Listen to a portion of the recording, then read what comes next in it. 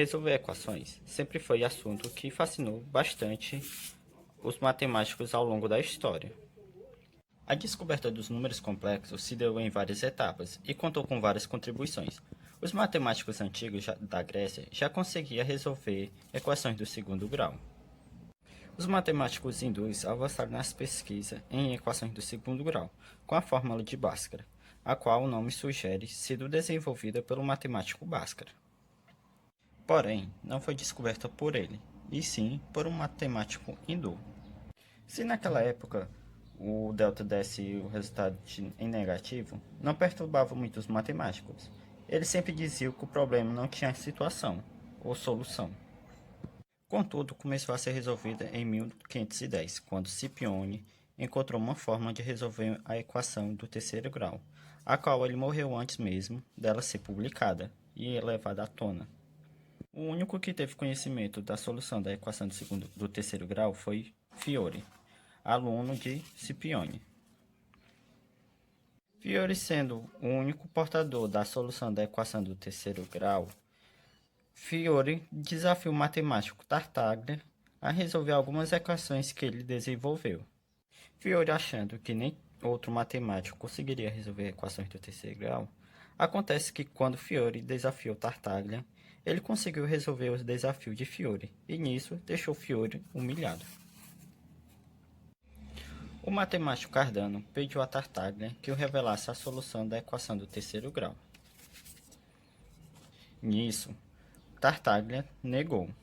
Então, Cardano insistiu muito, e Tartaglia passa a Cardano a resolução de como resolver as situações do terceiro grau, confiando nele essa responsabilidade. Ao passar a resolução, Tartaglia pede para Cardano não contar a ninguém.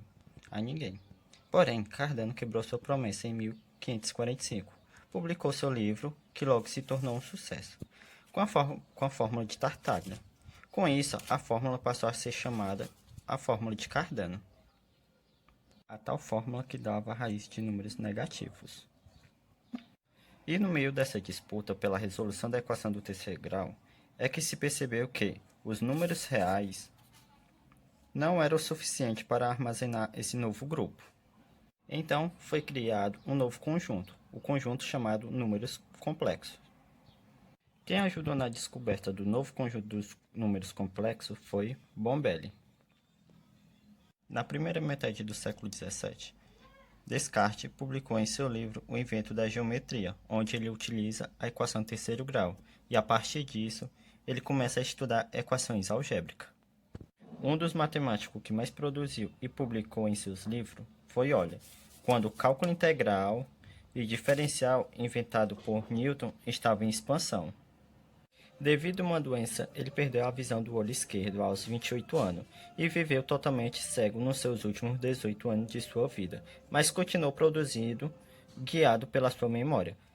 Uma das maiores representações de Euler foi o I, que substituiu a raiz de -1. Ele se propôs a descobrir como extrair a raiz enésima de um número a partir da fórmula de Z igual a A mais BI. Questão que perturbava os matemáticos desde a fórmula de Cardano, depois que Euler, um jovem matemático, apresentou o que é até hoje considerado a maior tese de doutorado de todos os tempos.